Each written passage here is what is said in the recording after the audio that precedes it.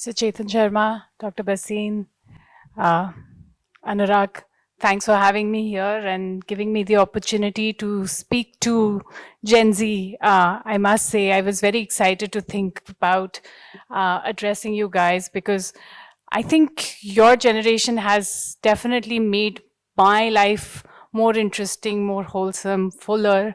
We had no concept of work-life balance. You guys have forced us to think about work-life balance. You're a lot more assertive than we were ever in, our starting of our careers. So it's keep powering on, and I must say, even though I moved from private practice to in-house, partly because of you guys, not easiest to manage, but at the same time, I love the energy. So keep at it.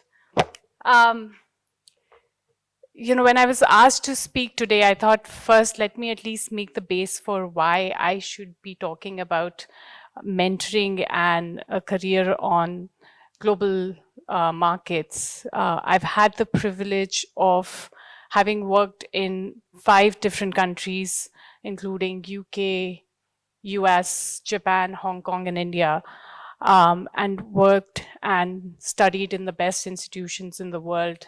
I got to study at Oxford, Harvard, DU, of course.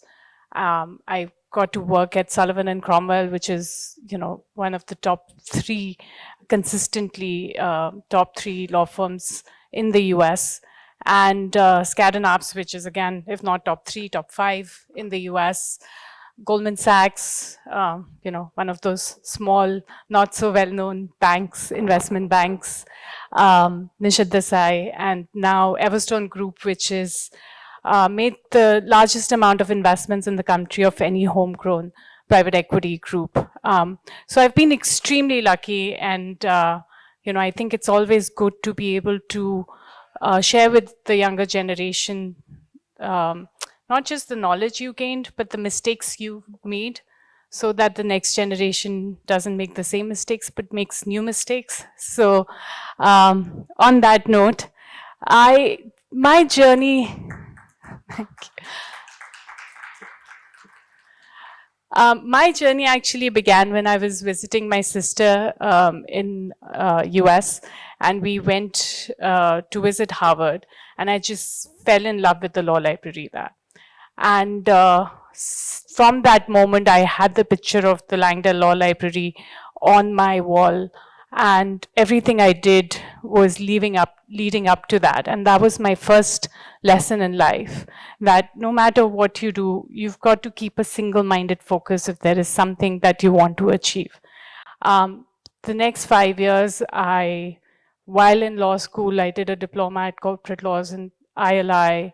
I'm still a rank holder there. I think it was nuts.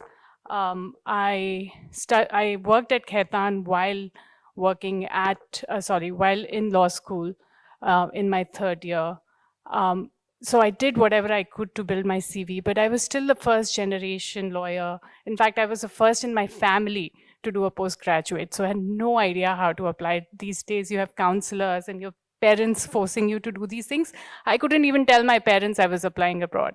They would have been aghast. So I did whatever I could to build my CV. But still that wasn't enough. And I overheard this gentleman talking about his Rhodes Scholarship that he had just got to go to Oxford. And that was my second lesson in life. Ask for help. Because I heard him that, he was going to Oxford, I thought he could help me. And that led to him helping me not only get into Harvard, but also Oxford, where I ended up going first. And he also ended up being the love of my life, and I'm married to him now. So all in all, asking for help is always good. Never hesitate. I think it's very, very important. Like I said, I was very fortunate to get my first break at Sullivan and Cromwell, but it also meant very long hours. It was back-breaking work. But it also made me realize there is no substitute for hard work, and that you have to constantly reinvent yourself. From my New York days when I was doing structured finance to when I was in Japan and Hong Kong doing capital markets, then moving to investment banking, then today doing private equity. I've done whatever it takes to make sure that I'm reinventing myself and I can keep moving up in my career. And more than that, just enjoying my profession. I think, if you just keep doing the same work, you definitely become an expert, and that's one way to go. But for me, I think it was very, very important that I keep reinventing myself, and that I think has just made me not just a better person, but a better professional. Um, the fourth lesson that I learned, and which I think is, again, really helped me when I set up the Nishad Desai office in Delhi for the first time. As a leader, so you've been building your CV and it's all about perfection and having all the brands on your CV. And then I realized when I actually wanted to hire people, it was after making a first few mistakes, I realized I want people that have potential working with me. So not look for perfection, but look for a person's potential, their drive, their willingness to do not just well, but do right and do good. And that I think is very, very important, especially, in the legal profession, because there are a lot of people who will know their laws in and out, but are not able to survive the profession because they don't have the drive. I had this person whose CV came to me and got rejected. I like the CV, went into the interview process. CV got rejected because she had done Stevens and Gambon's Law Center and was not from Jindal's or NLU, and really didn't have the knowledge of laws that these kids had. But just looking at the fact that she went to Stevens, she went and was one of the toppers at Campus Law Center, I wanted to give her a chance, and she's today one of the best mentees I've ever had. So invest in people, because remember, if they already know everything, they really don't need you. So your mentoring skills will come into use only when you give the people who have potential, and especially first generation lawyers, a chance. And that's been very, very key to my development, not just theirs.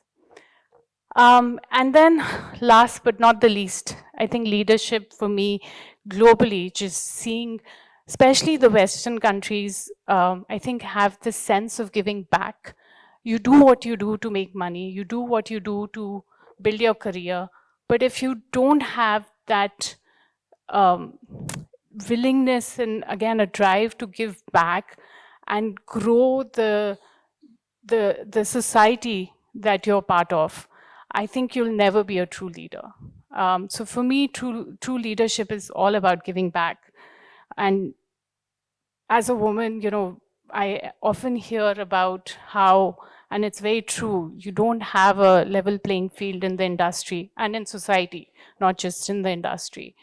But instead of complaining about it, I wanted to be part of the solution. I started a foundation called We For Her Foundation. There are enough foundations that I could have worked with, but I wanted to work on safety of women. And we've been able to get 2,000 pro bono hours from lawyers like you and channel it towards women empowerment.